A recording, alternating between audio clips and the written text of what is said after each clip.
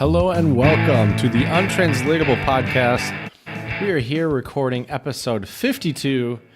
Today we've got a very special holiday edition for all of you listeners out there. We're going to be talking about Christmas in all sorts of different ways. So I would like to just wish everybody out there a Merry Christmas, Vesele Vánoce, and Frohe Weihnachten. I guess we'll also toss in a Feliz Navidad in there as well. We hope you all have been enjoying the holiday season, and we'll get to spend some time with your friends and family, have some delicious food, and also exchange some good gifts, whether those be that brand new pony that you've been begging for years, or just that funny white elephant gift that brings you a chuckle. So we're looking forward to talking to you all today about Christmas and hopefully get you in the holiday spirit if you are not already in the holiday spirit. So without further ado, I am here to introduce my friend, my buddy, Jared. What's going on, Jared? Hello. 'Tis the season, or shall I say, Joyeux Noël. Buon Natale. This is Christmas Eve. Ooh, not a creature was stirring, not even a mouse. You know what was stirring, though? What's that? Our Twitter was popping. Untranslatable 1 on Twitter, the number 1.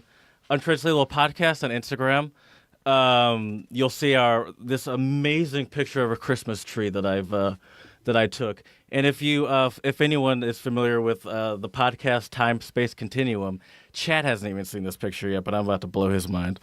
Or email us at the untranslatablepodcast@gmail.com, and you can tell us all sorts of things like a song of the pod recommendation, your untranslatables that you use around the house, or you could just tell us about some interesting travel stories, or just anything. We like language stuff. A lot of language stuff, which is nice too. That's true. That is true. So, Chad, the other day I went ice skating, and ooh, okay. And so I'm not gonna lie, I was not gonna say I was terrified, but I was definitely feeling mama hoo hoo, because it had been a while since I had done it. At first, I thought the last time I had done it was when I was 8. Then I remember I had also ice skated when I was in high school, so maybe 16 or 17, in my friend's backyard. That's the best part about growing up in Michigan, is there's always a friend's backyard to either ride a boat in or to ice skate in. That's true. That is true. And so I was genuinely nervous. And I got out there, and I was actually pretty good. Nice. That's awesome. When I first got out there, it was a little sloppy at first. But then, I got the hang of it pretty quickly. And I think what helps is I was a good rollerblader when I was a kid as well. Oh, that's a huge advantage. Because it's very similar in feeling. Oh, definitely. I feel like ice skating too. It's kind of like you gotta get your sea legs or get your ice legs. You know, the first couple of strides are a little awkward, but once you get in the groove. Especially since I was I was generally nervous. I felt like kind of an idiot being so nervous before, because I was like, oh, I was actually pretty good at this. I wasn't out there exactly. But I got some speed, and I was like, oh, I could actually not worry about falling down every second. So what was the occasion? You just, for shits and gigs, thought you were going to go ice skating? I had a friend with a friend, and she just recommended it, and I was, and it's so funny. We actually drove there, and there was we thought parking would be easy, and it actually was, but there was not a parking spot where we first looked, and then she quote unquote made a joke let's just go home, and in my head I was like, sweet, because I really did not want to ice skate. I was so sure, and I even mentioned, I was like, my car's manual, so if I break a leg here, you can't drive us home. But anyway, we ended up going, and it was just kind of a random idea. Much like me going to that Christmas light thingy, I feel like I'm trying to be more susceptible to people throwing out ideas and me just being like, "F it, sure, why not?" And right. Might as well. Yeah. I mean, in that case, worst case scenario, you break a leg or get a concussion ice skating, which would be pretty bad. But the big question is, did you die? Once I know that dude. By the way, it's so funny now that I'm going to say this, but it is also so funny watching some people that insist on trying. And there's this one dude he wasn't by himself, but he was skating by himself. And whenever he would go, whenever I would see him, he was kind of tall and lanky. and he'd always like look like he was on the brink of falling and destroying himself, and his legs would be flying all over the place. And what it really looked like was just his ice skates weren't tied tight enough, and so they were kind of like inverting. You know what I mean? Oh, yep. Weren't tight enough around the ankle. And I'm not gonna recommend anything to him. What do I know? But like, it was hilarious to watch, and like, I felt bad laughing because it's like, I hope he knows that we're laughing with him, not at him. So I'm right. So I'm assuming you went ice skating outdoors. Was it probably like a Christmas style ice rink outside? Yeah, or? it was at Nice. a place called Penn's Landing. So it's along the Delaware River, I believe that is. And they have this little, I wouldn't call it a Christmas market. Well, it's not a Christmas market. It's like an outdoor kind of, like there's little outdoor vendors where you can buy beer and stuff all around, like pretty much year round. And there's like even a little park area. And then there's, during winter, they put out this ice rink. And I think actually usually it's, they have it there as a roller rink in summers and stuff. They'll open it up and you can rent roller skates. That's awesome. Yeah. That sounds like a good time, man. I'm glad you enjoyed it. Yeah, I faced glad a you fear. didn't break anything. Like it felt good to face a fear. Nice. Yeah. I feel that, you know what, man, that motivates me now to like write down a list of like some fears or things I want to like do. Honestly, man, I hate admitting this, but I still need to write a list of places that I want to visit and go to and things I want to do while I'm here. Dude, you've been there for like 3 months. 4 months. Well, let's be fair though. At least it's not like you're not doing anything. That's like true. You're still living a very active life. So I think, yeah, you definitely do. Remember we talked about Italy, and the reason that we talked about Italy so many episodes ago, and we were probably going to do more episodes like that because we thought you were going to travel more. Right. But it's not like you're not doing anything, though. So I think there is some solace in knowing that it's like you're not wasting away your time there. You're going to little trips to Dresden or Karlovy Vary or where David lives. I keep forgetting. Hradec Karlovy. There we go. Hradec Králové. Výborný. And and so I think there is some solace in that. But do you want to? So by this list, do you mean places that are more? What is this list? How is it differing from places that you're going to now? I mean, it would just, I guess, give me a more clear guideline of which countries or which, like, during the spring, I would love to make my way down to Croatia. I've heard it's absolutely beautiful there. Croatia would be sick. On the beach, on the road again. We'll make it happen. right. Getting some sand in my audio interface, but it'll be worth it. Be careful with the computer. Hold it up above your head or something. right. And then also, I think Poland would be cool to visit. Yeah. Because I'm not that far from Poland. Obviously, you know me. I'm going back to Germany. It's going to happen. But where are you going? Because you've been to Berlin. Right. You've been to Dresden. We'll talk about that. I'm going back to Dresden on Wednesday with my parents, actually. Oh, damn. Oh, your parents are coming. Oh, yeah. Dude, yeah. I still have not bought a ticket back home. And I think I'm leaning towards not going home at this point. I mean, I have to. And I think I've accepted. So you're just going to spend Christmas by yourself? I guess so. I'm not going to spend $400+ on a Frontier flight. Like, it's just not going to happen. That just seems ridiculous to me. Now, How far is the drive? No. It's at least. Okay. It's at least. I mean, I'm just guessing. I can Google it right now, but it's at least like I'll Google it. I'll give you the exact time because I know my parents' address and I know my address. Not to brag, but I know my own address. But it's too far away. But I think I've accepted that. I've accepted that that's what's happening. I just have to tell my parents. Right. And I think I'm How going do to you call think them. they're going to take it? I think they'll take it fine. It's just a longer. I need to stop waiting. You know. Oh, for sure. Yeah. I don't blame you. But like I see them enough, and I think it's more my grandparents that might feel. Yeah, the drive is 19 hours. Ooh, that's a bit of drive. Okay, just that's hop fair. in the old hatchback and hit the road, Jack. If I leave today, I think I'll be able to get there by Christmas Eve. But yeah, I think if I edit while I drive, I might be able to get this. I might be able to get there by the 24th. Perfect. I mean, you're a solid multitasker. You could do it. That's true. That's true. You know, texting and driving is nothing these days. I'm a millennial, goddammit. Those rules are really made for the old people that don't really know how to work their fancy phones. That's true. So I was looking at the reading the periodicals, and I wasn't. I just heard of this story, and scientists have found the funniest words in the English language.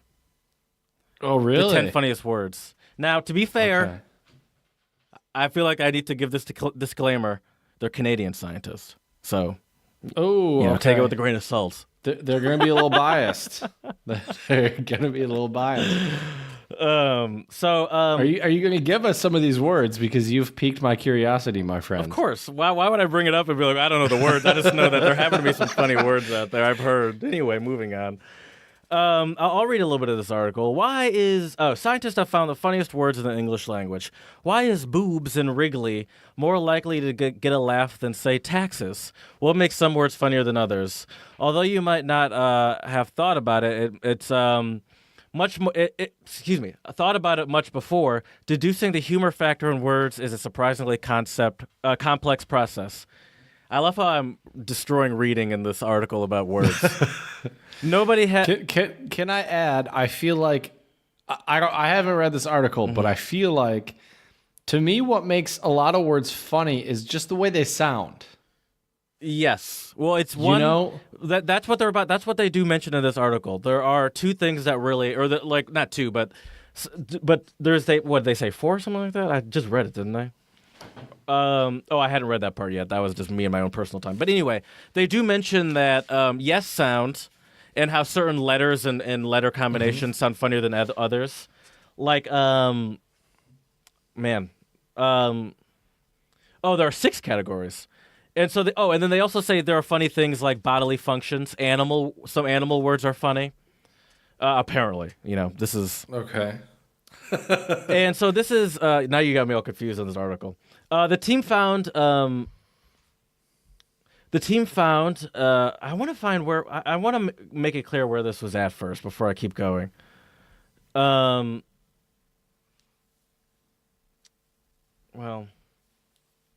Excuse me. University of Alberta. There we go. It was a psychologist, Chris Westbury, at the University of Alberta. The researcher used a data set consisting of about 5,000 words, along with how humorous people found them, rated on a scale of 1 to 5. With these ratings and the words themselves, they then tried to pull apart what makes each word funny. What they found is that there are 2 predictors of how funny a word is. Formal predictors, how the word is spelt and sounds, and semantic predictors, how the word is related to our emotions and the meanings behind it. So, basically that funny sounds are like sexual or farty stuff. Right. We started out, even I laughed at that. We started out by identifying these 6 categories. It turns out that the best predictors of funniness is not distance from one of those 6 categories, but rather average distance from all 6 categories. That makes sense because lots of words that people find funny fall into more than one category, like sex and bodily functions, like boobs. Yep, that's a pretty funny word. Also, with that same ooh sound, poop. I feel like poop is a pretty funny word. Poop is a funny word, but I think that sound is a funny sound, like that ooh. I agree. Sound. Yeah. For sure. The team used so they developed a computer model to figure out what was funny, and then they cross-checked the results from those 5,000 words. From this, and that was judged. That 74 participants judged these 5,000 words, and then they extrapolated those results to 45,000 more words. If that makes any sense. Okay. So they used a computer program of what those what found those 5,000 words funny. And applied that same logic to 45,000 other words to see what they would find funny. Oh, interesting. Okay. So, so they essentially tested 50,000 words. And you said you got the top 10? I do, yeah. Let's hear them. I'm really curious. All right. Do you want to play a classic game of? Yup. All right. Yes, I do. Always seems appropriate. Up, Chuck. Wait. But before I even say anything, am I guessing if these words made the top 10 list? No, this is the list. Okay, and I have to give it my ham horn or my... Do you think it's funny or not? Do you think it's a funny word? upchuck? Or do you at least... Maybe it's not going to make you laugh, but do you at least be like, all right, I accept that as the top 10, as a top 10er? I'm going to say no. Give me that shotgun. I'm not... Also, I'm assuming they mean upchuck like barf, right? Right, and that's what I was going to say. As far as bodily functions goes, throwing up is one of the grossest. Oh, for sure. Like, it's the least funny. Like, burping and farting is way funnier than throwing up. Throwing up is just mostly gross. Right. And so upchuck, and I feel like they're... Go ahead. I understand how upchuck would sound funny, like with that, but as they said, it needs the combination of the other categories. And as far as bodily functions go, throwing up is not one of the good ones. I feel like the word barf. I feel like the word barf is funnier than upchuck. Yeah, I'd agree with. And don't they even say in Always Sunny? Don't they say yarf? I don't remember that, but that's funny too. Yeah. All right, the second one. The second one is bubby. Wait, that was number one? Upchuck was number one? I don't know if these are ranked. Okay, gotcha. Okay. So what was the next one? Most Sorry? likely Bubby? to make you giggle, but I don't know if they're technically ranked. Because there's no numbers next to them, at least. Gotcha. Okay. Bubby. So this one's Bubby? Yeah. Bubby. What does that even mean? Like grandma, I think. Oh, okay. I mean, it's all right, I guess. Can you give it a half ham horn? Well, I'm going to give it a ham horn. I kind of like it. I think it's kind of funny. All right, Bubby. All right. Listen here, Bubby. Say it like that. If you say it like that, it's you got to make it funny. I mean, you can't. It's hard to do that with taxes, that's as true. they say. Listen here, taxes. Like it's still. I mean, I can, but I'm a comedic genius. You're a comedic genius. Yeah, I was just gonna say. I think me saying that I'm a comedic genius might be one of the funniest things I've ever said. The third one. All right, Bubby. See, it's funny. All right, fair enough. That's true. The third on this list is boff. What? I don't really know boff? what that means. Like you boff? Like is it like if you boff at something? Is that a thing? I think you might be BOFF. The way you. It seems like you might be thinking of scoff. Could be. Boff is have sexual intercourse with someone. It's just maybe. What? Apparently, it's an I've American never heard thing. that before. Also, to a blow or punch. And maybe that's what you're doing to the. Wait. Hold up. Show. Hold up. Hold up. I'm consulting our very Urban Dictionary. Yeah. Yep. You knew it. Yeah. Our academic counterparts What at do the Urban kids Dictionary. say? And the top definition of boff is a term to describe quick sexual intercourse, which includes the man not taking off his pants and a lot of dry humping. And this is kind of hilarious. That sounds awful. This term is commonly used by English teachers like Mr. Fetterman. Who's Mr. Fetterman? I don't know. Wayne, Another person says boff is a quickie. Fetterman. Think we can squeeze in a quick boff between classes. It sounds British to me, or like Australian. Yeah, or something. I just would never say that. Get a quick boffin. That's true. Okay. Anyway, I'm gonna say shotgun that bad boy. Okay. Not a I think we're fan. spending too much time on each one of these. No offense, I appreciate that you're really putting in a lot of effort to make it. But I think just by the very nature of how long it takes you to answer, it takes all the fun out of it. That's fair. All right, give me the next one. This is biased by how much you're analyzing it. I'm just kidding. Wrigley. Wrigley. Wrigley? Yeah. Nope. Yeah, I think I understand the concept of why that would be funny, but I think maybe what's the problem with it is it's too common now. Wrigley Field, Wrigley Gum, like it's just very like it's a hard way to just pull out. Yaps. Yaps. YAPS. Yaps. What is like yapping maybe? Okay. I mean it's all right, I guess. Quit your yapping. All right, I'll give it to you. Giggle. I mean, that's a classic. Who doesn't? Giggle's a good one. Who doesn't yeah, like? yeah, I like that one. I like that one. That's the beauty. That's the beauty of the word giggle is it makes you giggle. Right. That's true. Cooch. Oh yeah, good one. That's a good one. Chad was adamant. Yeah, that's a good one.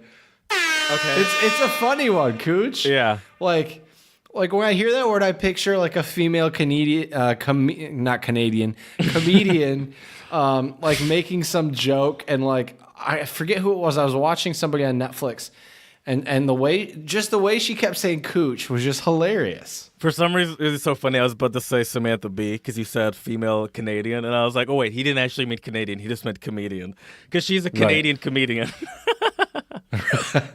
Maybe it was her. Who knows? I don't think she has that's a anything good on one. Netflix. But guffaw. A little part of Chad was taking a sip of water. A little part of me was hoping I'd get him to like do a spit take or something. What is that? Guffaw? You know, it's like guffawing. Everyone guffawed. I think it's kind of like a oh my, oh jeez. I'm knocking shit over. Calm down, Jared. Calm down. I've never heard that word in my entire life. Okay, well then, do you find it funny, guffaw? Not really. Nope. Think it sounds weird. I mean, I don't think I fully find it funny, but I think to balance this out, I'll give it a half, so one of each. All right. Fair enough. Puffball. Puffball? Puffball. All right. It's all right. That just seems like it only hits the funniness on the. Once again, I'm bringing back that it has to bring in multiple factors. That only sounds like it hits it on the the sound factor. It's like I understand, word construction wise, why this would come up as a funny word, but it's more sounds. I just more get like thoughts of cutesy when I hear puffball, and cutesy doesn't make me laugh. Cutesy just annoys me. Jiggly. Oh yeah, Jiggly's a good one. Yeah, that's a good one for sure. Jiggly's funny. That's it. That's the top 10. Or that's all right. I think there was more no's than yeses on that list. Yeah, I feel like there are definitely funnier words in English that I think so. were not on there. I think so. Yeah. Buffoon. That's a funny word. Oh, that's a good one for sure. Buffoon's good. Skedaddle. Ooh, skedaddle, yeah. I mean, cattywampus, dude. Yeah. I think cattywampus is a solid one. Mm-hmm. Bamboozle. That's a funny word. I like bamboozle. Oh, bamboozle is a great one. Great one for sure. Gooch. That's kind of similar to cooch, though. Oh my god, dude! Funny story about this word. So I was with my buddy David in Dresden, right? And we were at this really nice little beer house drinking some beer, and we talked about something, and somehow the word gooch came up, and he had never heard the word gooch before. How does so that I had to happen? explain. Isn't he American? I don't know. Yeah, he's American, but. Yeah, so that was interesting. How'd you explain it? I mean, what'd you tell him it was? I mean, first I told him it's the taint. Yeah. It's the taint. Yeah. But anyways, speaking of Dresden, though, dude. Yeah. Let's hear it. Saw some amazing Christmas markets. Oh, I bet. If any of our listeners are in or around Dresden during this time of the year, during Christmas time, you have to go to the Striezelmarkt. Is that what they call Christmas markets in German? No. That's I would assume it's just Weihnachtsmarkt, but the Striezelmarkt has been around since 1434. It's in the Altmarkt in Dresden. Have you been to Dresden before? Oh yeah, this was my 4th time in Dresden. Okay, love it.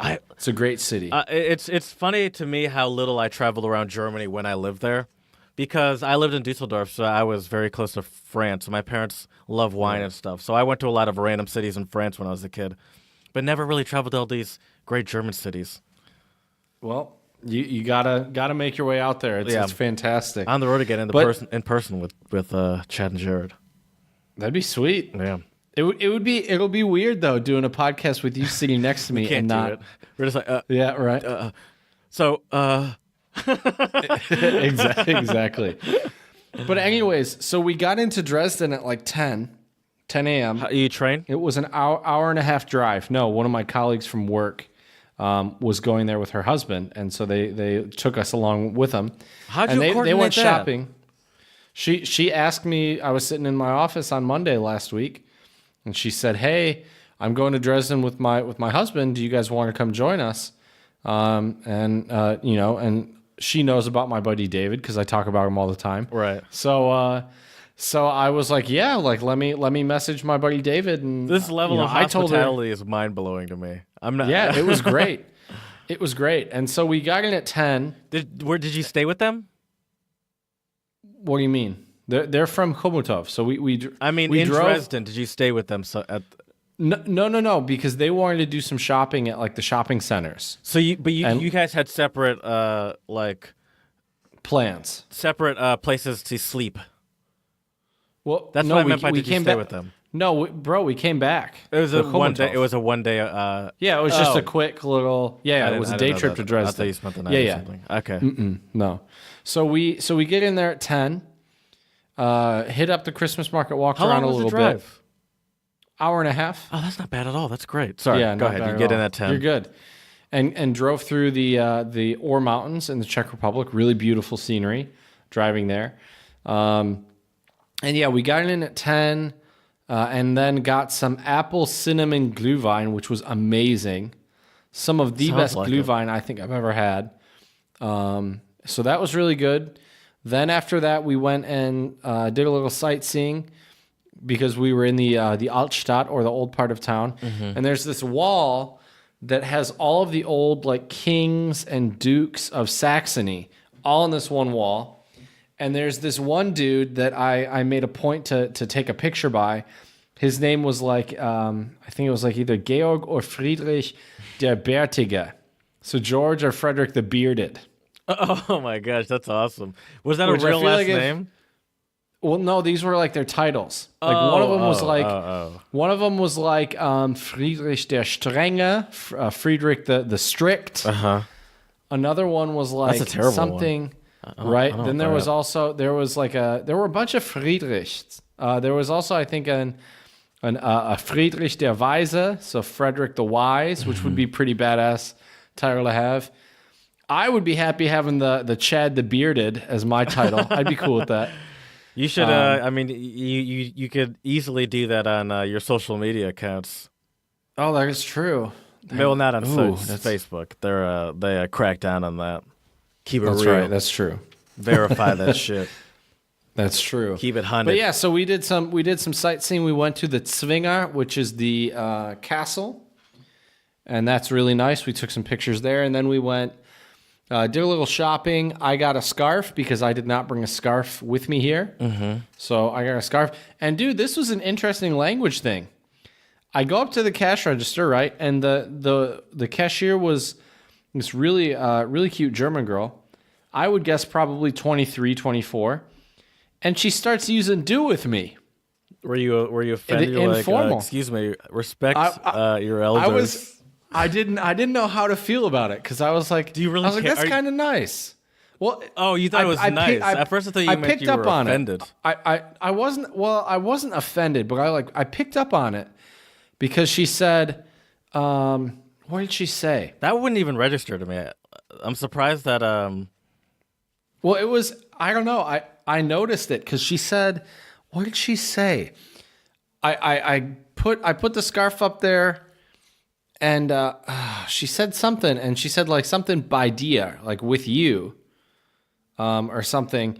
And I was what, like dir, like what, like, and then yeah, and it was also awkward though because I then she used "du" with me. How would you say like please see me, like sitzen me? Sitzen Sie mich. Sitzen Sie mich. What if you just said that to her? Sie mich. Oh man, that's essentially what that means for our non-German speakers. That's a dick move. That's a dick move. What there. That means? So "du" is the informal "you," and "sie" is the formal "you." So if you were to say sitzen, how do you say it again?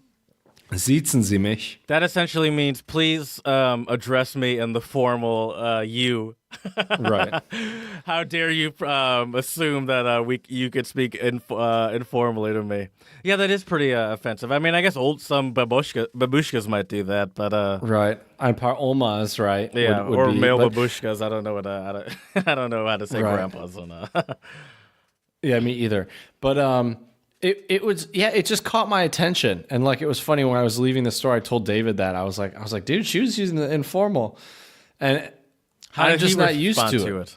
I mean, he doesn't speak that much German, so he was just kind of like, oh, interesting. But there's formal and informal in Russian as well, isn't there? Oh, I'm sure I'm sure he there understands the probably concept of it, though. Right, right.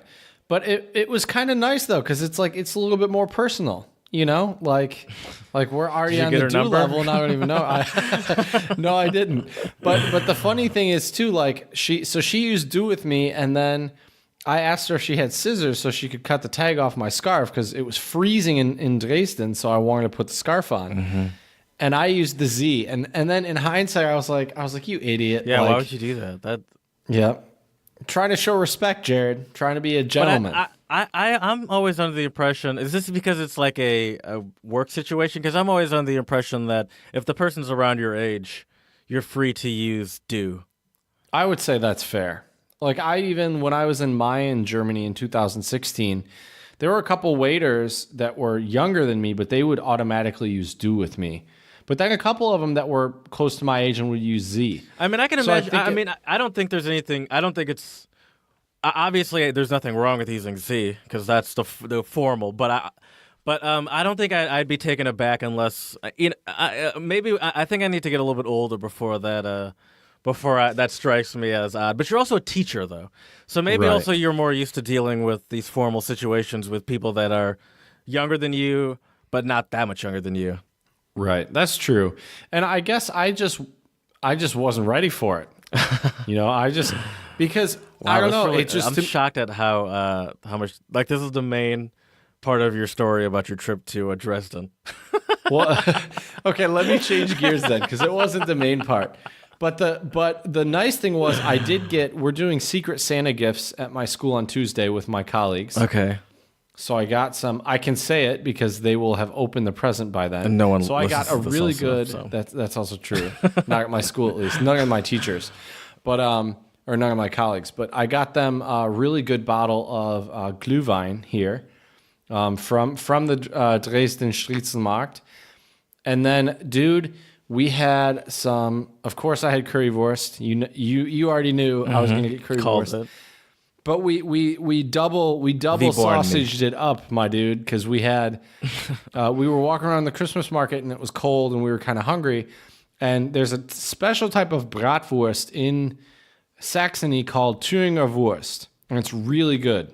It's kind of like a Weisswurst, but a little different. Okay. And so, because it was David's first time in Germany, I said, you got to try this. It's really good quality. And so we had that, and of course we had a couple more glasses of Glühwein, which is always tasty. But dude, it was just crazy. All the cool ornaments and handmade ornaments at the Christmas market. But by the time 3 o'clock rolled around, we left at 4. At 3 o'clock, we were still walking around the Christmas market, and it was packed. Yeah, I mean that's peak time right there. I can imagine. Yep. And people love that stuff. I can imagine that's a huge tourist attraction in Dresden. Because you said it's old as hell, didn't you? I believe in those exact words. Exact words. And what's funny, though, is I heard more Czech at this Christmas market than I did German. I was going to ask that. How was it to flex your German? Oh, felt great.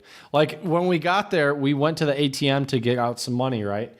And this old woman came up to me and she said... in German, she asked me if my phone network was working, and I was like, "Yeah, no problem." And she's like, "I can't get mine to work," so I gave her a couple tips.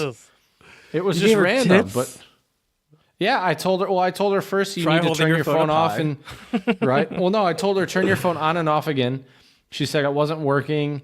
And so I said, "All right, we'll try to, pop out your SIM card, put it back in." Fuck? But out of here. It was nice. It was nice to just speak German, though, dude. I know you must have really wanted to weird, speak German because this sounds awful.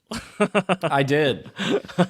You know me, dude. I'm a big German nerd. I'm always happy when I can speak some German. It's just like, what do you mean? I don't know how to get your I don't know. Here's right. My tip that I'd give you: drive to your Metro PCS or Cricket mobile store. Cancel your account and go to Vodafone or whatever your fancy O2. It doesn't surprise me that you'd find a lot of Czech there because I didn't realize how close it was. Right. And also, did you hear any Russian or anything? Anything for David? Nope. No? Nope. Okay. Czech and German. Right. That was pretty much it. and some English. Do Czech people like? Is that like? It's probably It's like a hot spot for Czech people like you guys. Well, I would say that especially on the weekends, a lot of Czechs seem to go to Germany for shopping, because I have heard. Isn't it more expensive? Well, I have heard though that in Germany the stuff that's on sale. I don't know how true this is, but I've heard from a few people here that in Germany, the stuff that's on sale is the stuff that they sell new for full price in the Czech Republic. So, because if they're you like want to ahead of the trend. I guess, yeah. Huh. All right. So, pretty crazy really stuff, gotta be on right? the ball. Like I believe that, but I'm already like I like that. But if I were to live in Kumutov or whatever, that sounds like way too much work to keep up with that. And also, I don't buy clothes that often. Like I don't buy clothes seasonally. I honestly need to buy clothes more often. I'm starting to look like a homeless person. That's fair. Well, sounds like you had a good time in Dresden. Christmas market, Yeah, that was the great main attraction. Mm-hmm. Most definitely. That's cool. That's cool. And there were a bunch of Christmas markets. I mean, within like not even a mile radius, there were like 4 or 5 we walked by. Oh, not like that were separate from that really old one you're talking about. There was the Striezelmarkt. There was one near the Frauenkirche. There was another one in a different spot. They were all over. And yeah, they aren't all the same. Did you take public Christmas transport market. around, or you just walked around? No, we just walked around. Yeah, we just walked around. That's nice. I'm still blown away by the just the generosity to be like, hey, we're gonna go. If you want to go and bring your friend and just want to ride to go there, and and you do your own thing, and we'll meet up back here at whatever time. Did you guys like eat? You didn't eat together because you said you had the sausage and stuff. Yep. Okay, that's cool. Absolutely. That sounds like absolutely fun. I'm glad you had fun. Yeah, it was a great time. It was definitely a great time. And that brings us to our shout outs. And obviously I want to give a shout out to my colleague from school. I'm not sure if she wants her name on the podcast, so I'll just say my colleague at school. And her husband for being so generous and giving us a ride to Dresden. It was a great time. So thank you very much. Mm-hmm. My next shout out goes to a man. I'm trying to find his name here. 1 second. There was a guy who donated $10,000 to the Connect Club of St. Albert's. I'm trying to find the name. Sorry. Let's see here. Maybe they don't. Oh, wait. Maybe they don't know it. So they don't know it because it was an anonymous donation.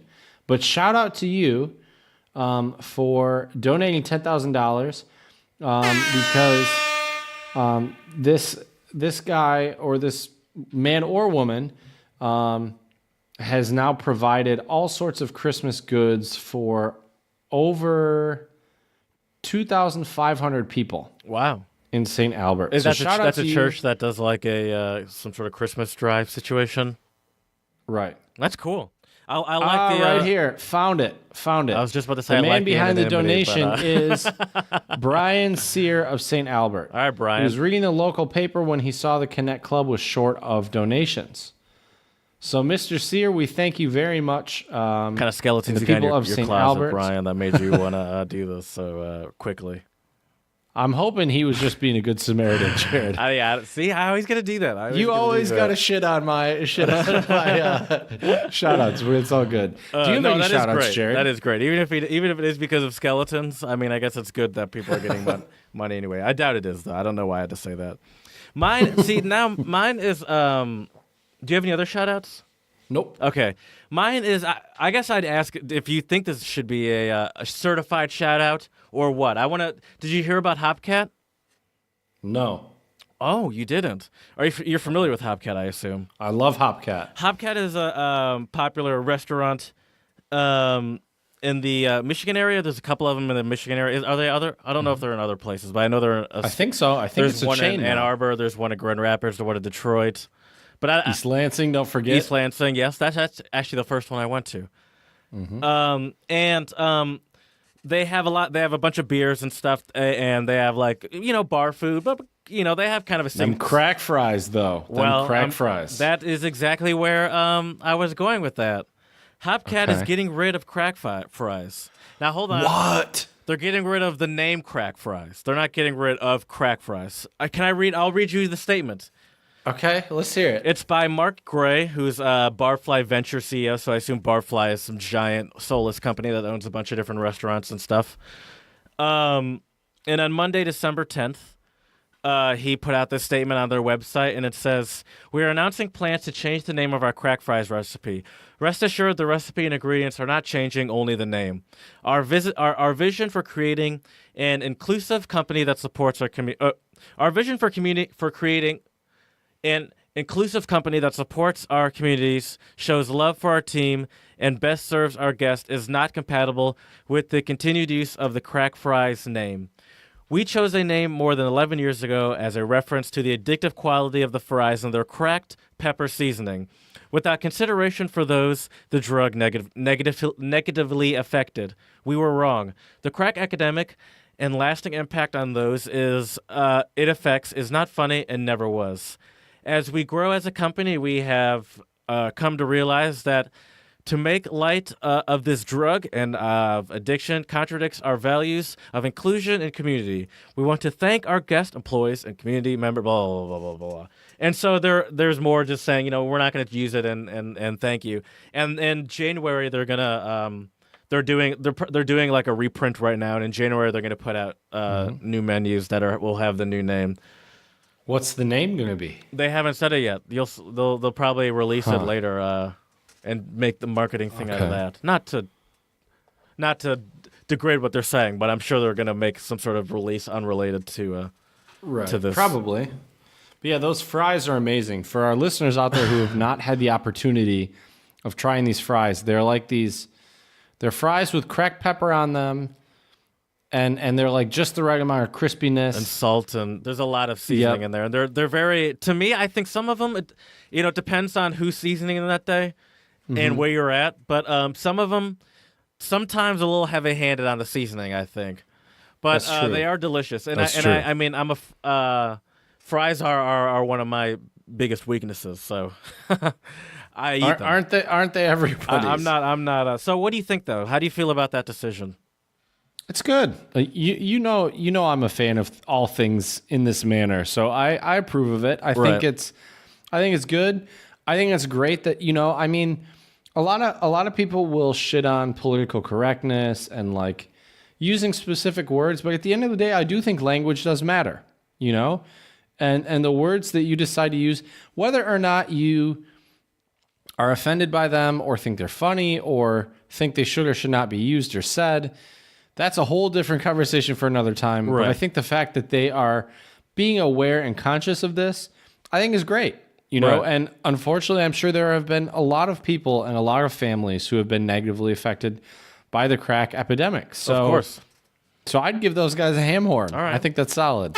There's a comedian, and he thinks that people saying like, oh, it's just political correctness going crazy. He always finds that ridiculous, and he says that what political correctness, quote unquote, is really just people or someone or whatever wanting to try to be like more try to be nice and aware of other people.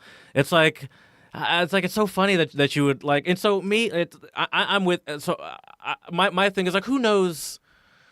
People can argue whether or not that matters, that it's called crack fries, or what difference is it going to make and all that stuff. I don't think that matters. I think all that matters is that someone cares enough to want to not use it. And it's like, one, it's a company that can do whatever they want. And two, if that actually bothers people at that company that much, then I think that that's great because, and for people that would complain, it's like, what are you complaining about? They're not changing the actual fries. Like the fries are going to be the same. It's like I was about to put them those dukes up, man. If they were changing that recipe of those fries, I mean, they're not idiots. They're like, yeah, we know people love the fries, but we can call these things anything. We made up the name, Hopcat fries. Right. That might even be better marketing.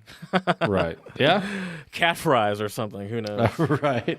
Exactly. Yeah. So yeah, I'd give it a ham horn too because I think what harm does it do if people want to change it? Exactly. It can only do good. Right. But, and you know what else can only do good, Jared? I do. I was so fun. I thought once again I thought this was a rhetorical question. What I was gonna say was is a good, tasty, chili beer. Another thing that Hopcat does, along with their crack fries, is they have a giant selection of beers always. And it's always the taps are always rotating as well, which is really nice. And so, what I like to do for my Beer of the Pod reviews, here I'll even point it down for you, is I like to find local stuff. Right. And so, hold on. Oh wow, that for sure has like a sticker, hops to come, the shape of hops to come. I found this in my local grocery store, and it's by a brewery called Neshaminy Creek Brewing. Speaking of funny words, I think Neshaminy is probably better than Buff. That's a pretty good one for whatever sure. It was. Right, definitely. And it's in Croydon, Pennsylvania, which is like right down the street from me. It's only 30 minutes away. And they're a brewery that this is a Imperial IPA. And it is 8.5%, which is hefty. Watch out.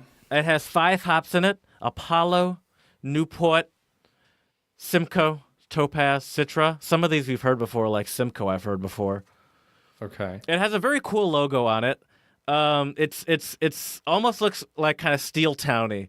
It shows here. It shows the actual the vats. Yes, thank you. On the other side, there are some hops growing, and it's kind of black and whitey. I'd say more black and brown, actually. Okay. Okay. Yeah, I knew there's something written on here. I want to read what they have written on the side of this can. We brew with the same punk mentality that has been pushing bands for the past 40 years. The shape of hops to come is a nod not only to one of our favorite bands, but also an oath of always trying to push the limit. Sorry, it's tiny.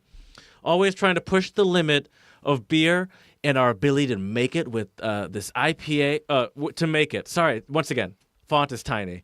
With this IPA, we not only wanted to make something bitter, hoppy, and mouth-crushing, but wanted to try to incorporate some new hop varieties along with some well-known favorites to craft a hop bomb of a beer that you won't want to put down even if you don't have any taste buds left.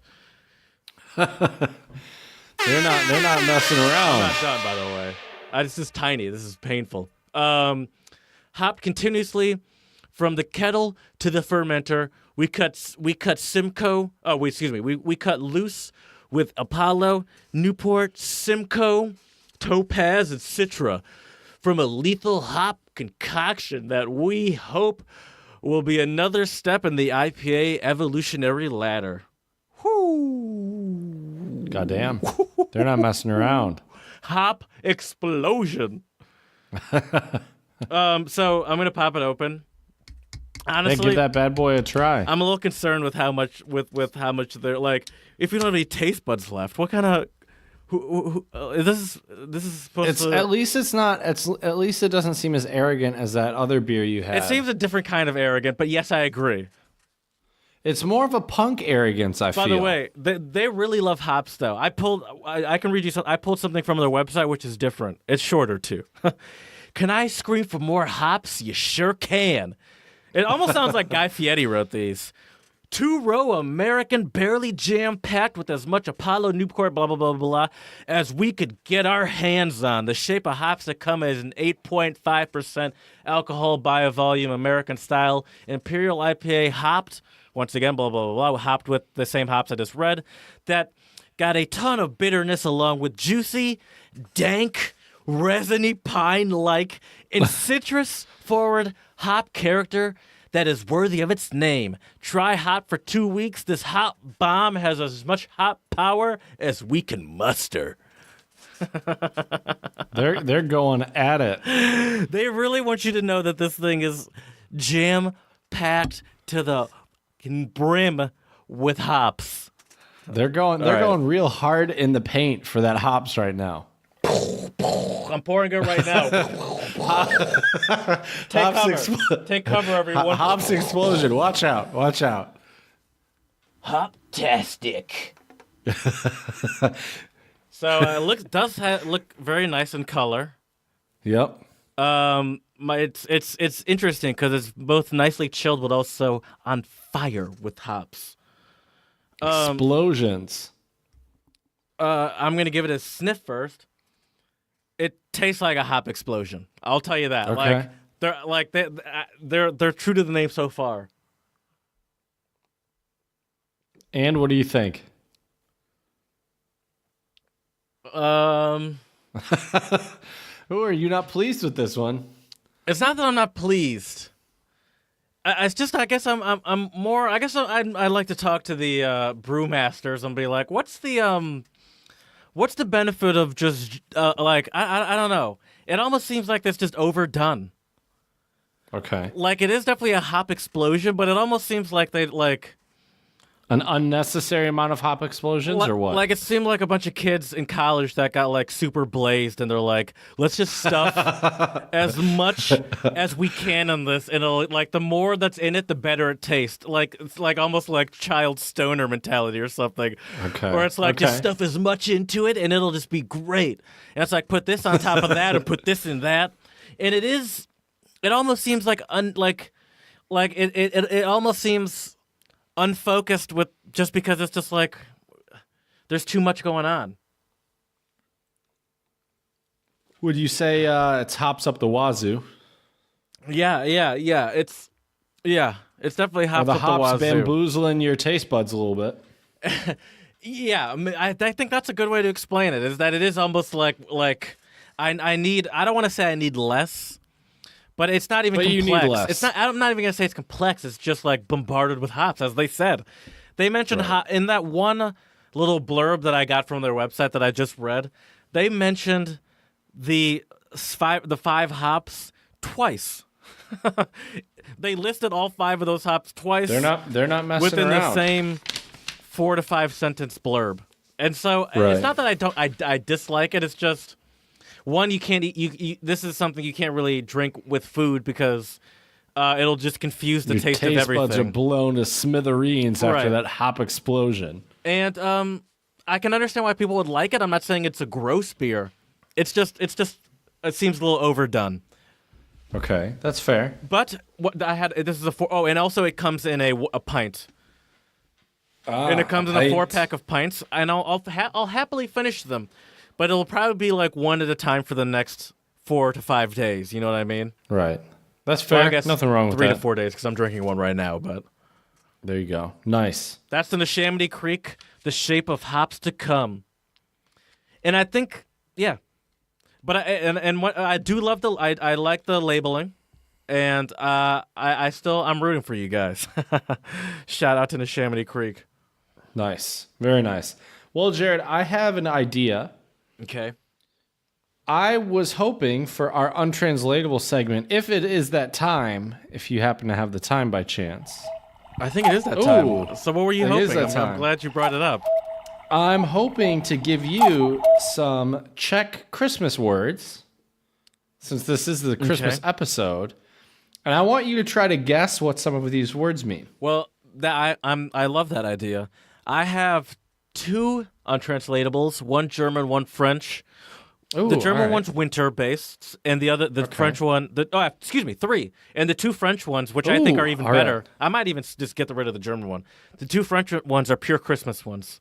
So you got to give me the German one now, because I'll do that one quickly. Curious. Schnee von gestern, which is German for snow from yesterday. Mm-hmm. So it's like something that's not important anymore, right? Yeah, old news. Right. That was yesterday's snow. Right. So yeah, we got that one out of the way. But the 2 French ones are great, and they're pure Christmas ones. Give me a Czech one. A Czech word. All right. First one, Ježíšek. I know what that is. Ježíšek. What is it? And I'm gonna say I would almost say it's a what do you call it when a word sounds similar to another language's word? A cognate, my man. A cognate. Thank you. I was just gonna say friend, but I was like, no, it's false friend, but it's not friend. Is that a present? Right. No. Ah, damn. I thought it sounded similar to Geschenk to me. Ježíšek. Oh, I was so confident too. Ježíšek. Yay. Oh, those are two different words. Merry Christmas? No. Ježíšek is one word. Oh. It literally means little Jesus or baby Jesus. Oh. Ježíšek. Oh, Lord, baby Jesus. Oh, Lord, That's right. Ježíšek. Because here in the Czech Republic, they don't have Santa. They have Ježíšek who brings their presents. That's funny. One of the most secular countries. Secular, that's the right word? No, non-secular, you mean? Well, or no, yeah, secular. Secular No, means you're right. lacking religion, I believe. You're right. Yeah. One of the you're most right. secular It's countries doesn't have a Santa. They use baby Jesus. Correct. That's hilarious. Yep. And yet I went to a church the other day, and they had a full Santa booth. With And a full-fledged red cross as well. Still haunts my dreams. Right. All right, let me give you another one.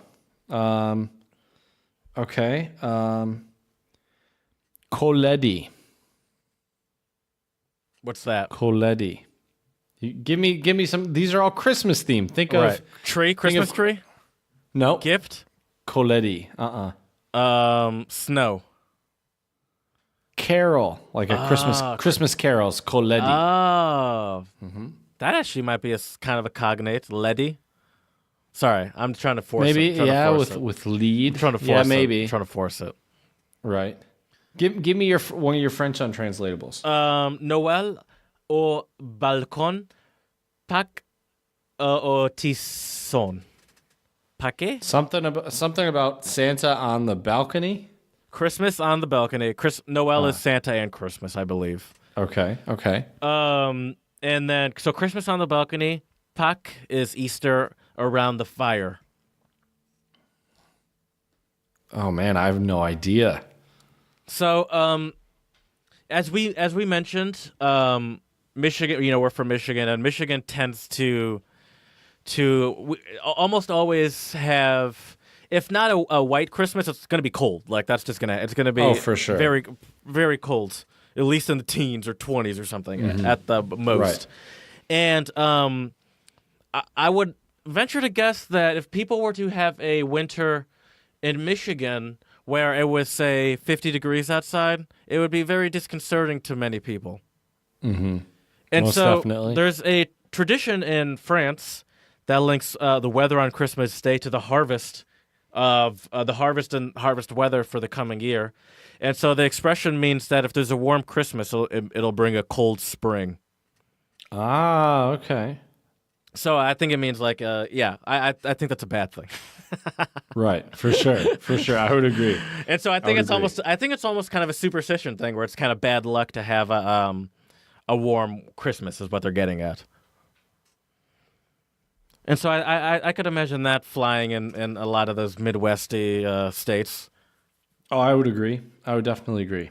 All right, well, I got another very important one, Christmas word for you from Czech. Cukroví.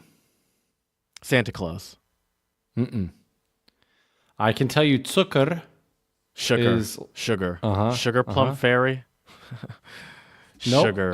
Cukroví are sugar Christmas cookies. Oh, ooh. And they are really good. I've gotten some from my colleagues.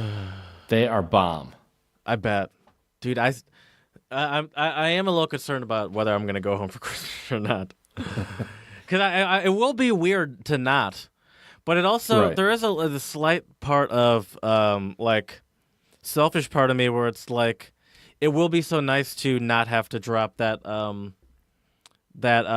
couple $100, even if it's not $400 for a Spirit or Frontier flight. Because then I think I could use that for when I visit Chad in Europe. My Christmas gift. That's true. To my parents, or for my parents to me, will be them not being mad for me not coming home for Christmas. Right. That's fair. Okay, Christmas cookies. Can I give you another French one? Absolutely. Le Père Fouettard. Which means? The whipping father. Is that like... It's got to be like Santa Claus when you do something bad, right? Oh, nice. So, I think maybe this might be in place of how we get coal for the bad kids. Right. The whipping father is the bad cop to Père Noël, which is Father Christmas. Good cop. Excuse me, to Père Noël's good cop. While the French equivalent to Father Christmas gives out gifts to the good children, Le Père Fouettard has a whip in place of a sack goodies ready to smack any children who have been badly behaved. So I believe parents might threaten like that around Christmas instead of like the coal or whatever. They're like, Santa's gangsta homie's gonna come and rough you up a little bit if you keep acting up. Right. Which is funny you mention that because that can't be healthy. I think, right. It's funny you mention that though, because I think Christmas around the world, most cultures have some way of like, if you're bad, this is going to happen, right? Well, yeah, I mean, and I have learned that in the Czech Republic, they have, it's called Mikuláš, and it is like, it's December 5th, I believe, and they have a devil, Saint Nicholas, and an angel. And so the angel gives them, gifts, but the children have to work for it. I learned that in the Czech Republic, children are expected to sing a song or recite a poem in order for them to get their gift. And if the children have been bad, the devil will put them. I asked the colleague if it was Krampus, but it's not. It's not the same as Krampus. But still, the devil comes and the devil will put them in its sack and drag them. In theory, drag them to the depths of hell, but really just probably around the corner. But beat them up, rough them up a little bit in the back. In the alley. What's but. crazy, what's absolutely crazy is one of my colleagues at school said that they had a neighbor. They had a neighbor that apparently was a very, very naughty boy, and the parents because usually the parents know who will be playing the angel and the devil, and they tell them to come to the house or not, right? Mm-hmm. And so these parents told the devil, we want you to put our child in your devil sack. You betcha. And take him to the nearest dumpster and throw him in the garbage. Jesus Christ. And scared the shit out of the kid. At what point does this turn into child abuse? I'm not sure. At this point? but it turns out that my colleague said that after that happened, the kid was way better behaved every year after that. Yeah. Right. Yeah, I bet the kid never trusted his parents again. Please don't do that again. Or he just didn't think, or he thought it was his fault because he was bad. Do you agree? Yes. Do you agree with that form of punishment? I mean, let's pretend they're not listening to this. I'm a softie. Yeah, you're gonna make a terrible parent. Not really. Your kids are gonna be like 200 pounds by the time they're 8 because you can't say no to letting them eat ice cream and go to McDonald's. Once. We'll see. But I don't know. I mean, on the one hand, like I like the fact that you're honoring a cultural tradition, right? But at the same time, like, I definitely wouldn't allow them to like put my kid unless they were really being an asshole that year. And then maybe I wouldn't. I'd be like, you know what? Right, you just wait till December 5th. Parents. Right. I don't know. I mean, like I said, I think it's nice to honor the tradition, especially like the fact that I like the fact that is that a tradition to put the kid into the garbage can? No. Just put him in the bag and carry him. What kind of bag is this? It's like a big sack that you like put the children in. Yeah. But I've also heard they're in the Czech Republic. Maybe they need Jesus in their life. I've heard that in the Czech Republic, they also not only have the devil, but the parents will give, at least in small villages, they'll give the angel and the devil like a little shot of something. So by the end of the night, the angel and the devil are fairly toasty. So you gotta be careful. Ooh. One more shot.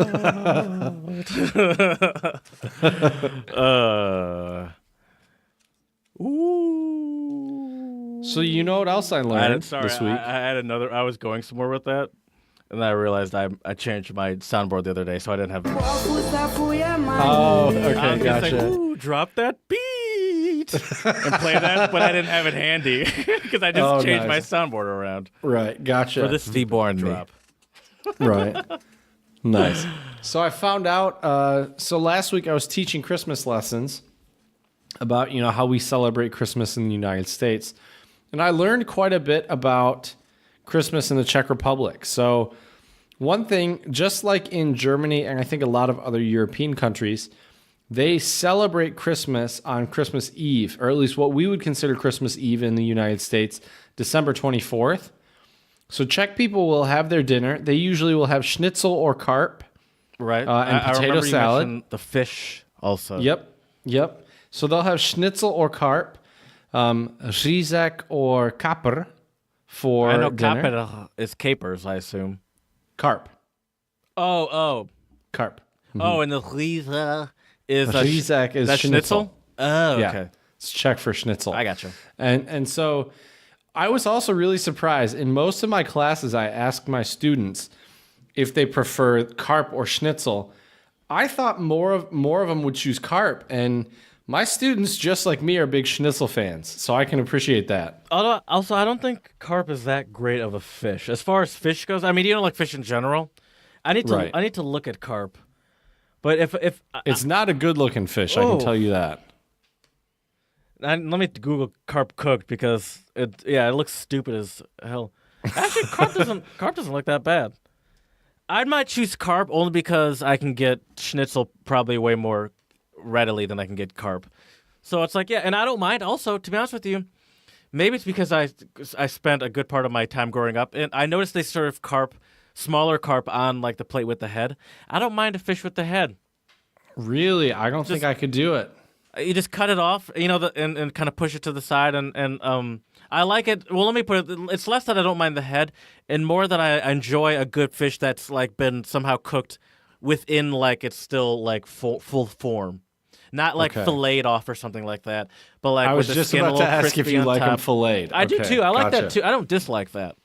Like I'll eat a piece of salmon or something, but there's something about the presentation of a fish like that. Anyway, most of them for the schnitzel. That's not surprising to me. Right. It's kind of like the turkey for Thanksgiving. It's like, but no one really that's no one's favorite meat. Sorry, this beer's making me burpy. You're good. That's another funny word right there. Burpy? Uh-huh, and burp in general. Yeah. Because it kind of sounds like what it is. Or belch. Belch is kind of funny too. Yeah. Mm-hmm. But so anyways, some other Czech Christmas traditions. As I said, they celebrate on the 24th. They have their Christmas meal, schnitzel, carp, and usually some type of potato salad. And then after that, they will open up their presents. That's the same in Germany and Austria as well. They celebrate on the 24th. And I don't know why that is. Yeah, I don't know. What's the Christmas tradition in your home? Obviously, it's not going to be a traditional Christmas this year because you're not in Michigan. But back on when you what would be a traditional Christmas for you? So Christmas Eve, we would usually celebrate with my sister and my nephews, and we'd open up their presents and have Christmas Eve. So you're just talking about how that was my sister. Odd. Well, we do you that did it for the because family reason. Yeah, they do that because they have their own family Christmas on the 25th. So, and maybe the other grandparents will give other gifts and stuff, and nephews and nieces. Right, exactly. And so, but for my family on Christmas, when I was really young, I used to wake up at ungodly hours of the morning. Of course. Because I was super excited to open up my presents, right? Right, and your parents would just pray that you'd sleep in as long as possible. Right. Which means and then 6. my parents made it a rule that I had to wait until at least 8 a.m. Okay. 8 a.m. was like the earliest I could get them up. That's fair. Mm-hmm. And so we'd get up, and as I've told my students... Were you like a shaker? Would you like wake up at 6 regardless and like be there shaking and looking to see your loot? I didn't really ever. I was never a shaker. I was definitely looking at them, trying to size them up and figure out what they were. Right. But I wouldn't ever shake it. I don't know why. I just never got into No, that. that's good. That's good. You're a good kid. Right. But I still remember probably one of my favorite Christmases, and I still remember how excited I was the year I got an electric guitar for Christmas. Yeah, clearly, was because we recently talked about that. Right. Because I was 10 years old. I asked for it, and I remember coming down the stairs early in the morning and seeing a large box. So I was like, this has to be it. Like, I was super excited. And that night, I tossed and turned, and I have no idea if I even slept. I was just so excited. Yeah, I mean, I just wanting to like play with that stuff, like, and just not being able to put it down. That's a great feeling. Oh, right. And then for sure. I still feel like I'll never be able to apologize enough to my parents for all the gifts they gave me. That got played with like 4 times, and then just sat there for the next 6 years until we moved somewhere. Right. Yeah. And also too, like all the clothing you might get for Christmas, and like sometimes like you rarely wear it. You know, like my mom. I have a couple sweaters that I haven't. Oh, been for worn. sure. Oh yeah, me too. I have a red Argyle sweater, and I'm like, when am I gonna like wear this? Like it's like Ferrari red. Like it's like Nice. That's a new podcasting sweater right there, my man. I could definitely do that, dude. Why don't I do that? There's no. There's much like I'm wearing this cardigan right now. I might as well put it to use by wearing it around the house. I'm never gonna wear it in public. I should get it right now. It's right over there. There you go. But yeah, so we would open up gifts in the morning, and then eat breakfast. I would usually chow down on like Christmas chocolates and stuff. Not the healthiest Christmas breakfast, but you know, I would have like different things in my stocking, and I would eat those. And then after breakfast, you know, it was game time. You know, it was time to play those video games or play that electric guitar or whatever. Yeah. And then later that day we'd usually have some like special ham dinner with a bunch of tasty side dishes. And I would usually wear something a little bit nicer. You know, I wouldn't wear like a t-shirt and jeans. Your lederhosen? Yes, lederhosen. What else? Lumberjack outfit. You know, you name it. Okay. What about you? What was your typical Christmas like in the Jared family household? Well, when I was younger, a lot of them were spent at home, and it was similar to yours. But really, a lot of them were spent in Louisiana, and those were kind of rough because one, no snow. Yeah, I had a lot of non-white Christmases. That sounded way more racist than I wanted it to. No whites allowed at my Christmas. No. I see how it is, Jared. I had a lot of Christmases that were anywhere from 35 degrees and rainy to in the 70s or 80s. But so the Christmas would often be. Recently, it's changed to where Christmas is at my parents' house, which is nice because that's where I'm usually at. But Christmas, for the longest time, this is, within the past 2 or 3 years this has changed. And for the longest time, Christmas was always at my grandma's house. And it was kind of like the family reunion for us. And so everyone would show up and, it would kind of be a rotating door and see who's showing up this Christmas, that kind of thing. And It would be rough, though, because me as a child, we didn't open Christmas presents until we got to my grandma's house and before we ate dinner. And so this was at like 4 or 5 o'clock I had to wait. Oh, that's a long time. And this was after having already spent some Christmases at home in Michigan where, it's like, where it's like, all right, at least let us have some sort of semblance of rest. However, like it's still eat breakfast morning kind of thing. And I had a cousin actually for the longest time that would never, they never came to Louisiana. They lived they live in Texas. Because the kid wanted to get his good presents on Christmas Day. I was like, oh, that spoiled little brat. Right. And now that kid just joined a fraternity the other day, which is like, oh, they grow up so fast. Anyway, that's rough. You got to wait that long. Yes, but I grew to appreciate it more the older I got, because now. Christmas is not really about the gifts for me. I like the gifts because my parents always give me clothes is really the main thing, and honestly, that's where I do most. That's where most of my new clothes come from. Is my parents buy me clothes once a year. And so that's nice. And then, but what I like the most is after we do like a game night situation with family. It's either after or we do it on the 26th or 27th. But it's still like kind of a Christmas tradition, I call it, because it kind of happens every Christmas when everyone's home and around. And so we play games like Sequence. Have you heard of Sequence? What's that? Sequence is where you have a board, and on the board it shows the cards, like normal cards, like 52 deck cards. It shows like them arranged on a board.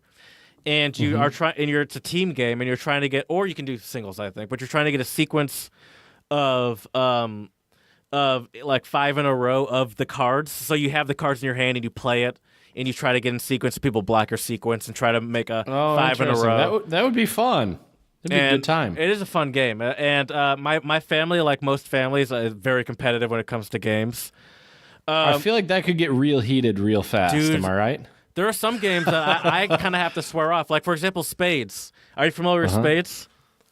Spades is very similar to euchre. I'm sure you know what euchre is. Yeah, I know euchre. Spades is mostly a game that is at least stereotypically played by black people, but it's very similar to euchre in the sense that like the concept is the same, where there's like the trump card that's the highest card, and then you kind of there's like 4 people play it, and it's like 2 teams, and it's like you put down a card, and you're trying to get like the highest books is what they call them, and there's certain high cards, and there's a ranking of cards, and it's teamwork because you can't communicate with your teammate, but you have to strategize to like play cards at specific times and guess how many books you'll be able to get based off of what you're dealt that round. So that game that gets competitive, and that game I still play it. And whenever I do, I'm always like, this is why I tell myself not to play it, because people go to bed angry. There's yell, like it's always going to be heated because it's a game that just invites that. And we also play Taboo. Right. You're familiar with Taboo? Oh, I love Taboo. That's also a staple. That's usually we work that one more in for the kids, because that one's it still gets people heated, because you're essentially what it is they tell you pick a card, and there's 2 teams or 3 teams or whatever, and on the card you're trying to explain a word. And on that card, below the words you're trying to explain, are a list of words you can't use that are kind of common words that you'd use to explain it. And you can't use those words. And that game also gets us heated, but not like Spades, and sometimes even Sequence usually involves like swear words that should not be said around some of the family members that are there, like my grandma and children. And also, because we're in Louisiana, a staple of it is usually me and my godfather, my cousin's husband, go and buy like a bunch of daiquiris for everyone, and daiquiris are involved. So it doesn't help. It's usually exacerbated by alcohol, so that doesn't help also. Right. But now, like, as I've grown older and gifts are less, like I'm less compelled to wake up at 7 or 6 in the morning for gifts. That is what I really look forward to, is the game night with my family and stuff. And that's the most fun to me. Oh, for sure. We played some different card games. I'm trying to think, like Skippo. Never heard of that one. Maybe that's a white people game. We also do dominoes. Oh, nice. Okay. But dominoes is kind of like an older person. I like dominoes, but it usually tends to be older people playing dominoes. Right.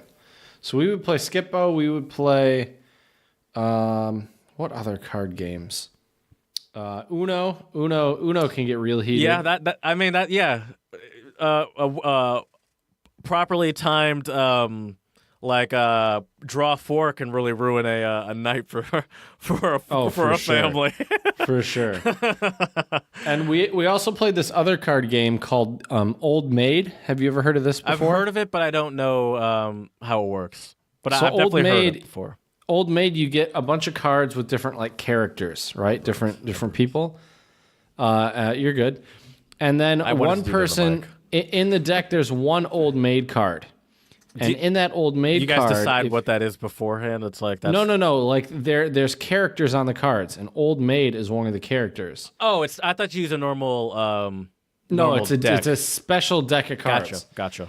And the goal is to not end up with the old maid when you go with pairs, right? So you'll have like, I don't know, Johnny the Joker or some name like that. And then when you get two of them, you put your pairs down. And the person who ends up with the last card in their hand as the old maid loses. Does that game have a card called Granny Water or Granny? I think they're different in like the different decks you can buy. Because I have like a specific Michigan old maid. Okay. Oh, okay. I just heard a story about someone playing that game, and it got really heated, and he was with a dude was with his in-laws, and he recited it how it's it's a long story. It's not worth it, but it's not the same game anyway, so don't worry about it. But he just ended up saying "Granny fucking water" around a bunch of his in-laws and stuff when he won the game, and he was like, "Ooh, I did not mean to do that. It just got heated." But yeah, I like that heated though. I mean, I'm a competitive person, so. Even though, like, sometimes you regret saying things to your family members, or it's like, I don't want to be teamed up with my cousin Adrian. She never pays attention. She sucks. And it's like, and then I like turn to Adrian and I'm like, no offense. And she's like, you're right. I don't really pay attention. That's funny. I mean, the nice thing is too, like you said, I really think being with family is just such a great aspect of Christmas. And that's I think I mentioned this on a previous episode, but as I get older, it's like you really start to appreciate, or at least I really start to appreciate my family more. And I think as I'm telling you, I'm not going home for Christmas this year. But I feel like as you get older, you start I did say this before, and you start to lose some, you start to appreciate them more. But there'll still be some more left next year if I don't go. So if you don't go this year, what is Jared's 2018 Christmas going to look like? I don't know. It's going to be depressing, that's for sure. But I'll definitely splurge and cook something super fancy. That's for sure. Buy maybe drink a bottle of wine or maybe some Spätzle. Maybe some Weihnachtsspätzle. Maybe I could do that, dude. When I tell my parents I'm not going home, I'm going to be like, Chad gave me a great idea and really convinced me not to go home. Don't blame me. Don't drag me into this. They're going to think that I'm the reason why you're not going home. They're going to be like, who's this Chad guy? To be honest, it's more Don that convinced me that it's okay for me not to go home. Fair enough. All right. So there are some traditions I remember that are not American. Okay. And then I also have a list of some that are traditions from around the world. I remember, and this one I remember from a babysitter I had. She was German. Can you? Oh, I was gonna say you should tell me the tradition and have me guess. Well, she was we German. Can do that Guess after what the this tradition one. was. Yeah. I mean, it's gotta be the shoes, right? Yes. Do you know it? Can you explain that one? So, and is this for Christmas or is this for St. Nicholas Day? Oh yeah, maybe it's not. I think for it's Christmas, St. Nicholas Day, isn't it? It starts at the beginning of December. Yeah, it's this. I think in Germany it's December 6th or 7th. I think it is St. Nicholas Day because it is Saint. That's what they call the whole process of St. Nicholas or whatever. Right, exactly.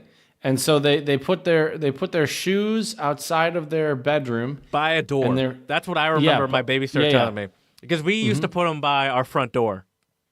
Okay, nice. I just remember my babysitter saying that it had to be just by some sort of entrance or door or something. Okay. And then they would put like candy and other small gifts in your shoes? Yeah. It's almost like what stocking stuffers were in the 1920s, Where it's like now stocking stuffers are like Red Dead Redemption 2. But like right. But yeah, they like little like knickknacks and cheap gifts and candy and stuff like that. They'll put in your shoes every day. And they do it for until what day? I don't remember the exact. I thought it was only one day. I didn't realize it was multiple days. I can tell you. Not to be confused with Weihnachtsmann, the Father Christmas. Nikolaus travels by donkey in the middle of the night on December 6th. Oh, maybe it is. And leaves little treats like coins, chocolate, and oranges. Oh, God. And toys in the shoe. I mean, I like oranges. I actually like oranges a lot. It's just I don't want that on Christmas. And toys in the shoes of good children all over Germany, and particularly in the Bavarian region. So maybe that's where it originated from, but it spread to various other regions in Germany. Saint Nicholas also visits children in schools or at home. In exchange for sweets or small present, each child must recite a poem. Oh, like you were saying. Oh, like the Czech Republic. Sing a song or draw a picture. In short, he's a great guy, but isn't always fun and games. Saint Nick often brings along Knecht, Ruprecht, farmhand Rupert. Oh, you know who that is? Yeah. Oh, yeah. Is that like the elf on the shelf? No. Knecht Ruprecht is the one that is the guy that will whip you. Oh, I just mentioned that. Mm-hmm. Oh, but I mentioned the French one. That's what it was. Right. A devil-like character dressed in dark clothes covered with bells and and that they just explained what you just said. It's so funny that they explain this character to children that will beat you if you're not a good kid. You either get gifts or will beat you. Those are the two options. It's like, how about you guys just feel indifferent about me and don't do any and don't give me gifts or beat me, and that's what leads to anxiety and kids struggling to make friends. That's right, Dr. Jared. Speaking of anxiety and struggling to make friends, Krampus, which I'll let you explain in a second because I'm sure you know better than I do. But no, actually, explain it first, and then I'll tell you what I'm. Explain it first. Okay, so Krampus is this terrifying devil, goat, weird-looking creature that I believe is originated in Austria, right? It kind of looks, I believe, yes, it is. I kind of think it looks like the devil from Tenacious D. Oh, for sure. Yeah, that's a good observation. You're not wrong. Imagine devil from Tenacious D when you think Krampus, just hairier maybe. And they have what they call the Krampuslauf in Austria, and they also have it in some places in the Czech Republic as well. Yeah, and I believe maybe some places in Germany too. Right. And what this is people in the town have these elaborate Krampus costumes. I mean, super elaborate. And they go to take pictures. Like people in the town go to take pictures of Krampus. And it's really crazy. I mean, they're terrifying looking. I'm sure if I'll just even check right now on YouTube. I guarantee you, I'll just type in Krampuslauf, and I'm sure I'll find something absolutely terrifying and disturbing. The first time I learned about Krampus was when I studied abroad in Austria, and I was sitting in German class.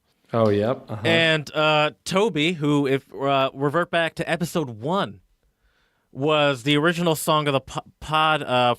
Toby from Waldorf and Stettler, he was worked for our study abroad program. He and some other guy, I don't remember who the other person was, bust into our classroom. Scared the shit out of me.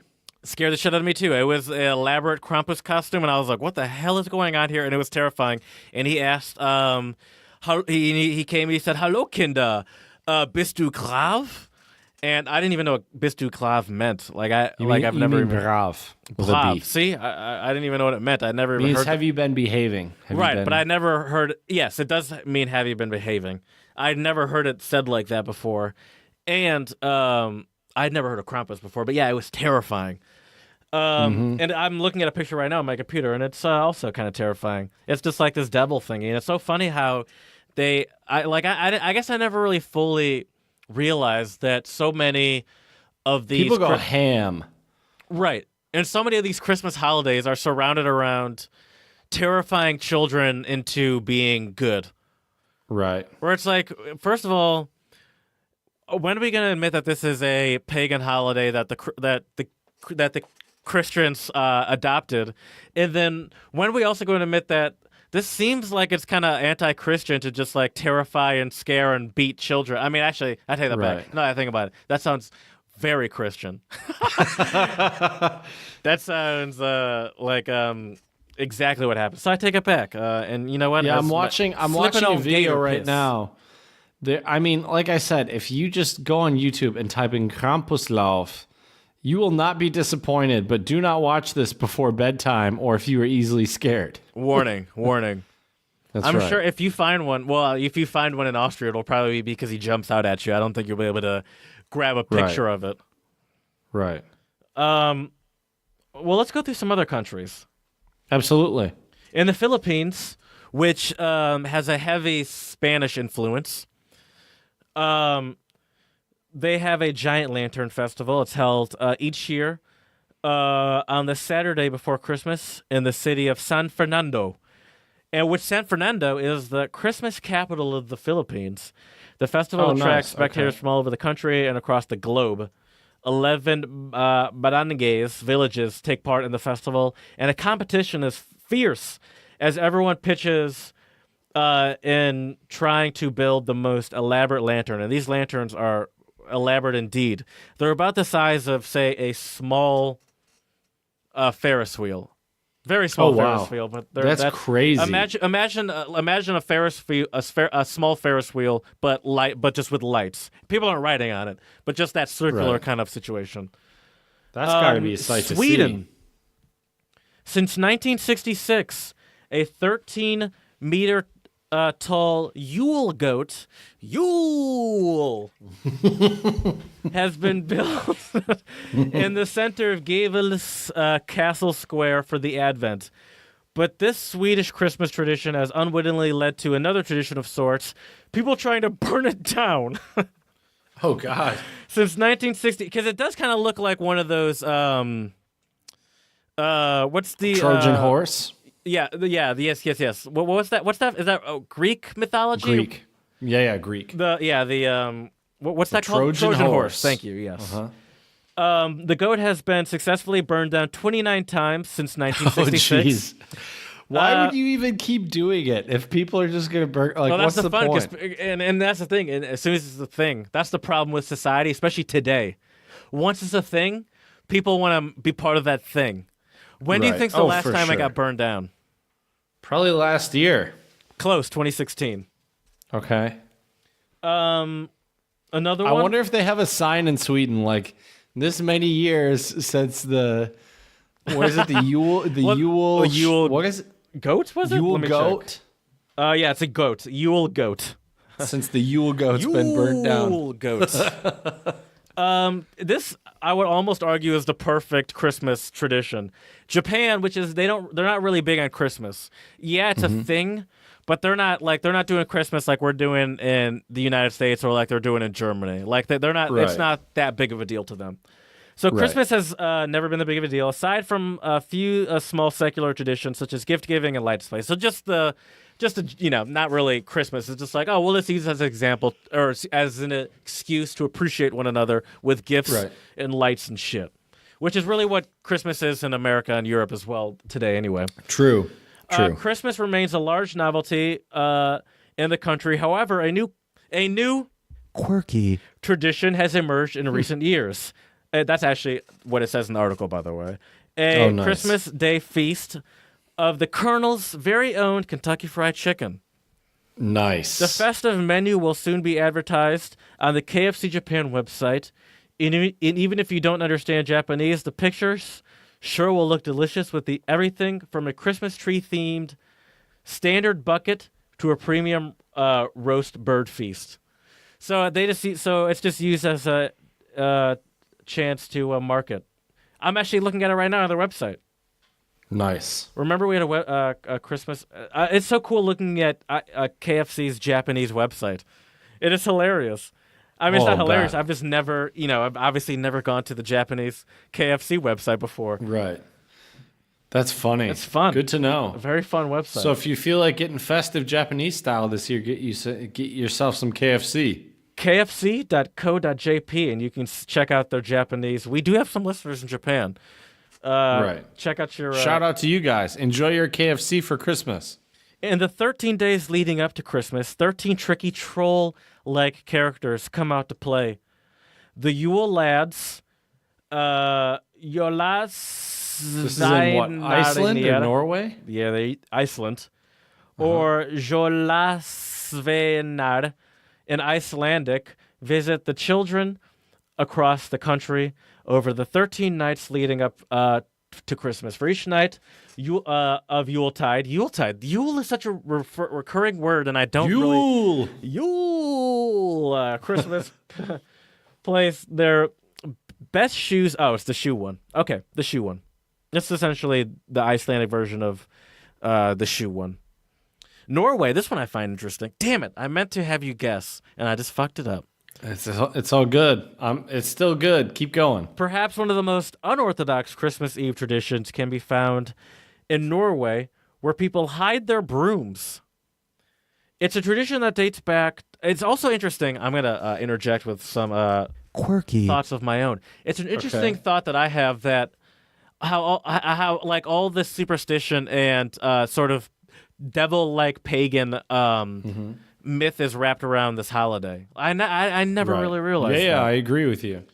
In Norway, it's a tradition that dates back centuries when people believed that witches and evil spirits came out on Christmas Eve, looking for brooms. Keep them brooms away. Looking for brooms to ride on.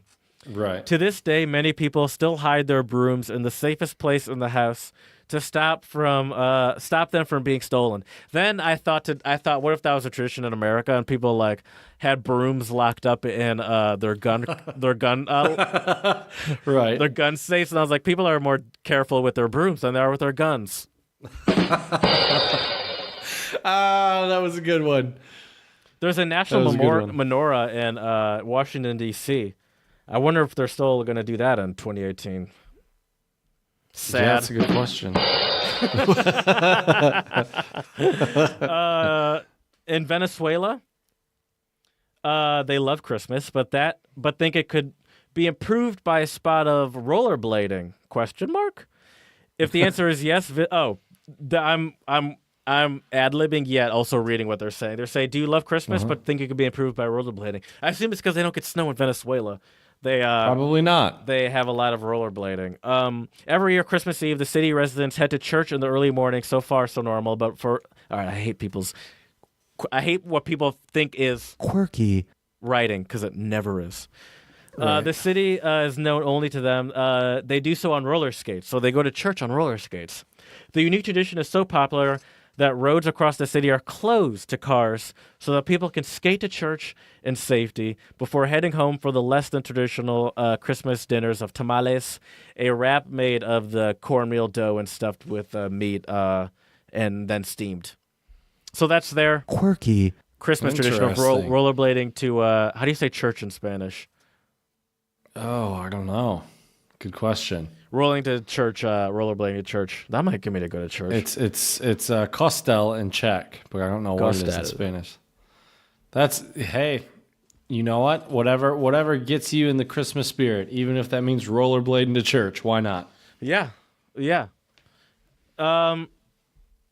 It's so funny too how I do find these little Christmas traditions that people have to be interesting. But if I lived in any of these cities for longer than a month to 2 weeks, I would never go to probably most of these things. Like if they were like, "Oh, come to the center city and come watch blah blah," come watch whatever it is, and I'd be like, "That sounds like a whole bunch of mama hoo hoo to me." Right, that's fair. That's fair. Well, Jared, a really important part of Christmas, of course, is koledi, or Christmas carols. It is, right? Yeah. And I'm going to tell you this.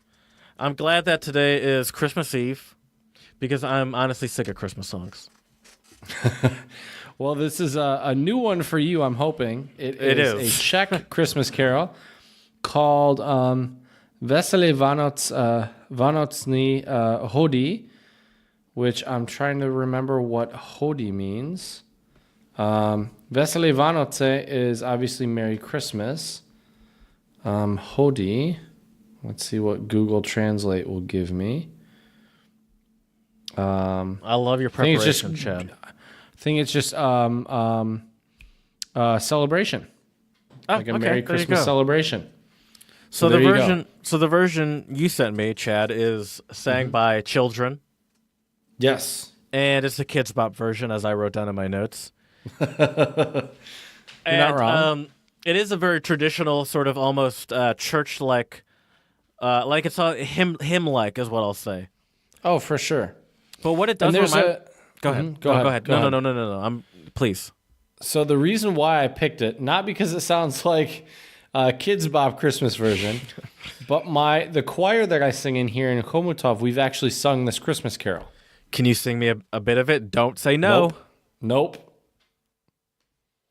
I'm the bass, dude. I need those voices stacked above me. Come on. I knew you were gonna say no. No. You need to. You know, if this podcast is really gonna shine, you need to step out of oneself and. I'm doing us a favor by not singing a bass line by itself. I was like, so. No one listened to the last episode, apparently. Granted, I guess at this point we would have already gotten them to listen to it. Right. Yeah, Chad, it's okay. We're an hour 40 in. We already got their listen, so you can ruin it. That's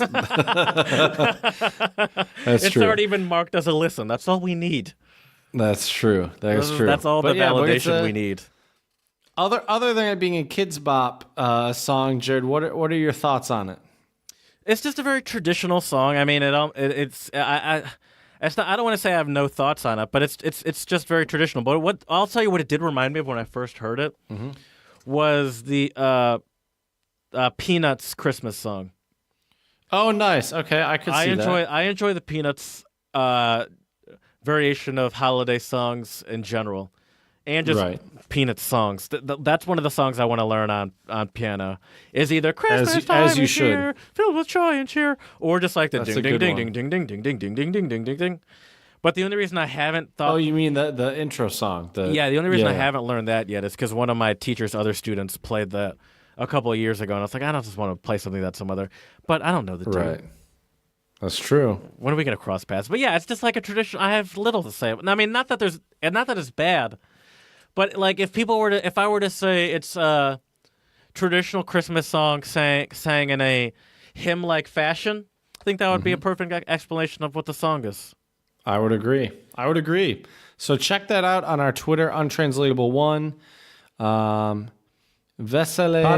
Vanochny Hodi. A Merry Christmas celebration. I think it would be the proper translation for that.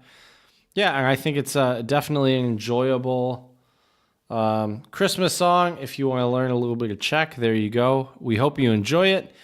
And speaking of Czech, I have our word of the pod today. This is a very important one during Christmas time, Jared. And the word is stromeček. Christmas what related? Do you think? It's Christmas related. Yeah, what do you think stromeček means? Now, I've guessed gifts a bunch of times. It's not gift. Okay. Gift is darek. Okay. Wow, look at you. I got my Christmas vocab on lock. Don't you worry. Stromeček. Is it snow? Nope. Okay. You know, I think the weakness for me in trying to do this is you can clearly tell that I'm using I'm trying to connect it to English somehow. Like, oh, well, it starts with S. Snow. Right. Like I think that's weakness for me. Right. Yeah. I have the same problem. It is Christmas tree. Stromeček. Is that two separate words, or is it? Strom is tree. I think it's literally little tree. Okay. Little tree, but they use it as like a Christmas tree. Oh, well, there's a false friend. Sturm. You could also, between German and Czech, maybe? Just saying. Right. That's true. That is true. I don't know why I'm forcing this, but... It's all good. Many all right, fregista. I got a couple additional Christmas jokes for you. So, what do you call a snowman with a six-pack? Frosty the Ripped Man? I like that. But I was actually thinking an abdominal snowman. That's pretty good. I like it. Right. And Jared, our I podcast bet you there's a lot of people is- that won't get that joke, though. Because we have Maybe a lot not. of non-American listeners. Right. I think there's a lot of non-American people that don't know what an abominable snowman is. That's fair. Let's explain it real quick. So abdominal obviously means your abs or Yeah, your six stomach pack. muscles. And then abominable snowman is like this dangerous big There's like snowman, a Yeti right? or Yeah. almost a winter Sasquatch. Right. That's a how good way I to kind put of it. imagine it. That's fair. Yeah. So that's where that punchline comes from. Well, Jared, our podcast I Was a think good is joke, very I thought it was all right. Definitely not one of the worst ones I've shared as joke of the pod. So my next one for you, we are a language and culture podcast. Mm-hmm. So Jared, what is Santa's primary language? Money. For those of you who don't Santa's know, magic, Jared. He doesn't need money. Santa's He's magic. heavily sponsored by Coca-Cola, Mercedes-Benz. That's true. Sony. That's true. You're not wrong. What do you think? What do you think is Santa's primary language? I don't know. What is it? North Polish. I like it. Right? And my last one for you is what is a way that you would describe Christmas time? Very stressful. That's a good one. But I was thinking Christmas time is the time of the year when everyone gets Santa-mental. Yeah, yeah. All right. I don't know if that's true though. Maybe not. I Depends don't on see the a lot of person. sentimentality in my family, but maybe that's just a shortcoming of my family in general. Who knows? Not Chris, not a comment on your great joke finding. Fair enough. Well, we hope all of our listeners out there have enjoyed our Christmas episode, and we hope you all have a Merry Christmas. And the quote of the pod for this week is simply, Merry Christmas and a Happy New Year. Vesele Vánoce, Frohe Weihnachten, Feliz Navidad. How do you say it in French again, Jared? Joyeux Noël. Joyeux Noël, I believe. I closed it. It's all good. Well, we hope you all have a very Merry Christmas and you enjoyed this episode, and we have given you a little bit of extra Christmas cheer this year. Yeah. So we thank you very much. We hope that you all have, as they say in German, a good slide into the new year. Einen guten Rutsch ins neue Jahr. And we look forward to hearing from you. If you have any untranslatables you would like to share with us, feel free to send them to us at our email, untranslatablepodcast@gmail.com. Slide into our DMs on Twitter, untranslatable1, or on Instagram, untranslatablepodcast. We would love to hear from you. We hope you have a very Vesele Vánoce, or Merry Christmas, as they say here in the Czech Republic. And we thank you. Until next time, and děkujeme.